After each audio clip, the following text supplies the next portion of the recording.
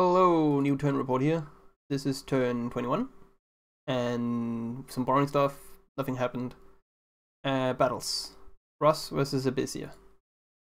So this is the raiding Dom5 squad from Russ against some PD from Abysia. And if you look at this PD, it's kind of crazy. They have 17 deep protection, and if you get the Axe one, then they also hit for 25, which is kind of absurd. They also have Heat Aura with fire resistance. And then there's this Captain who hits for 23 two times, also with 18 protection. So they're definitely very strong units. Got some spears being thrown, javelins, and as for the actual fighting, well, it kind of looks like Ross is winning, but if you have a look at the fatigue, then they're kind of all asleep. One here that isn't. These aren't. And it's not really helping that they are berserking, because that gives increased fatigue cost. So now they're all sleeping, and Abysia just kind of cleans up. So this seems like really crazy PD. I know that this is on a fort, so maybe this is the PD that Abysia gets on forts. I guess. Seems very strong. Kind of scary. Like imagine an entire army with those units. Well, okay. I'm glad I'm not Russ. Next we have Yomi and CNN fighting. This is just a Dione against some PD, and surprise, surprise, this is gonna go the way of the Dione. But we can have a look at what he looks like. So this is a Fog. He's casting Blessing. He's casting Iron Skin. I think he's gonna do some Skeletal Body and yeah, the usual stuff. So this guy has a lot of stuff going on. Quickness. Well, okay, let's look at items first. So he has the Champion Trident, which gives him lock and quickness. And this is 2 attacks with extra defense, extra attack, length 3, and it's for 12 magical damage. So this is 40 damage, 2 attacks, 25 attack, and a bunch of good stats like 26 defense, very high protection. Then he has fear and awe. Yeah, and the awe is coming from the bless. Yes, awe, regen, magic resistance, some shock resistance. I guess morale as well. So this guy is kind of crazy. Really high protection, like pretty much high of everything. A lot of good stuff, good status effects. Like fear and awe together is a really crazy good combo. And he has also really good pass. So I definitely understand why CNN is struggling with this. He also happens to have heroic endurance, so fatigue will not be an issue at all, probably. Yeah, I mean, this looks pretty good. I guess he will build up slowly, but I mean, probably isn't an issue. But in order to win this province, he just spams skeletons, which he didn't really need any of that for. So, like, it's just Death 3 mage for this fight, which is kind of funny. Okay. So, no losses, obviously. Next we have a battle in White Peaks. This is the province where we attack, or we are sieging Kailasa. So we have a bunch of riders, and he has a point buffer and a Yaksha that has some fairly good items. 3 attacks due to the helmet, and he's gonna get Ethereal, he will get Iron Skin, and then we land on them. From here on, he has high protection, he has Ethereal, so he's gonna be really difficult to hit. And he actually does quite a lot of damage. Now, as you'll see, he has a nature gem, so this is most definitely supposed to be personal region. And if he did get that off, then I'm 100% certain we would have lost this, or at least both sides would have fled, because we are doing no damage. Hitting him isn't an issue. Well, the ore is doing a lot of work, I guess, actually. See 2 attacks there. But the defenses goes down very quickly. Now it's just a question of going through the protection, going through the ethereal. So not only do we need to roll an insane amount for going through the protection, like here we hit for 5 damage. Oh, that's, yeah. So here we hit 26, 25, or 6. That can't be right. I said 25.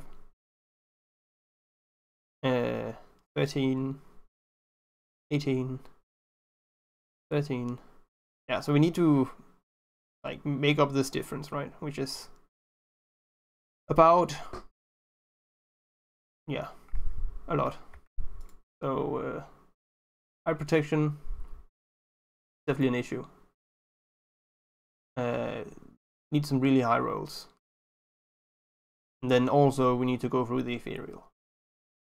I did consider getting magical weapons in my bless, but decided against it because I wanted other stuff. Just basically couldn't make it work, and I thought it wasn't really necessary. But it would definitely make a difference here. Now he routed, which is a big deal because now his attack is also going to be lower. But we're not really going to kill him faster due to that. Like he starts at 25 health, now on 19, and we are on battle round 8. So we still have like 90 rounds to get through those health. Which, I mean, if you see the trajectory, we should be fine. But we do need a lot of rolls, and he'll probably kill some on the way out. Yeah, I purposely changed the order of the Wind Riders to attack immediately, to go in quickly on if he decided to do something like this, because it's kind of the only way that he beats this army is a fog. So I needed to jump in before he got all the buffs up, and that definitely worked. He didn't get region off, which is the primary one, and he also didn't get his bliss off. So yeah, now we just hope that we kill him before the turn ends, or the battle ends. At round 100, both sides flee the battle, and since he's already routed, we will have a bunch of flyers that will flee and then be scattered all over, and we'll probably lose a bunch. And also the well, actually the Khaleesi's will probably still be in the battlefield as we are on the left side, so they'll probably stay and we will keep sieging. But yes, better is if we kill him before turn 100, which 12 health left, and we have 60 rounds. So it's exciting. Look at his fat belly. Disgusting. Kalasa is a nation I've played previously. I have won with them, and I know that the Yaksha are kind of the primary powerhouse. So I mean, I knew something like this was gonna happen. Just hoping down to 6 health. We have 40 rounds left. Seems doable, right? 3 health left. 2 health, 1 health. And maybe anytime now. Please. 75? No? Okay, there we go. So, cool. We got him. The plan did work. So this was 2 Wind Riders for 1 Yaksha and a Yogi. That's a really good trade for us. Well, it's definitely kind of scary. Other than that, we have this, which is just attacking a province, taking a province back from the raiding he did previously. And this is also the same. Then we saw a battle between TNN and some province, which is him cleaning up some barbs. The one interesting thing in here is that his prophet is there, so we get to see his bless, which is kind of strange. Reinvig, magic resist, penetration is like a caster bless, and then there's also decay weapons and undying. I mean, undying is nice, I guess, but I don't really get this. Maybe decaying weapons works with some spells that I'm not aware of. Who knows? But he just kind of ends up shooting down the barbs, and yeah, they flee. They have some pretty cool units. Glaives with hits that hit really hard, but the human stats with pretty good protection, and some pikemen that are kind of similar. Yep. So interesting. Events. Air gems. Alright. Misfortune somewhere. Oh, it's not great. And then we got the gold event finally. So this is great, but it's also about time. We did get a brazen vessel, which is a blood booster. We don't have any blood, so don't really care. The walls in White Peaks are critically damaged, but still standing. So I am guessing next turn will be when we are able to storm, and then Kailasa is untouched, of course. Yep. So everything kind of looks the same. Around us, TNN and Yomi are fighting. It looks like Yomi is winning, but I don't really have that much knowledge. This was a province owned by Yomi last turn, so there's probably an army here, maybe. I don't really see any army from TNN, which is kind of a bit scary, because I would really like him to put up a fight, but okay, sure. It's kind of the same story with Veritas and Vanheim. Veritas is, don't really see any army, but there's 30 units and a lot of elephants. That probably works pretty well against Vanheim, maybe. I don't know, maybe not. TNN has a big army that we just saw. They're also not that big. Busier.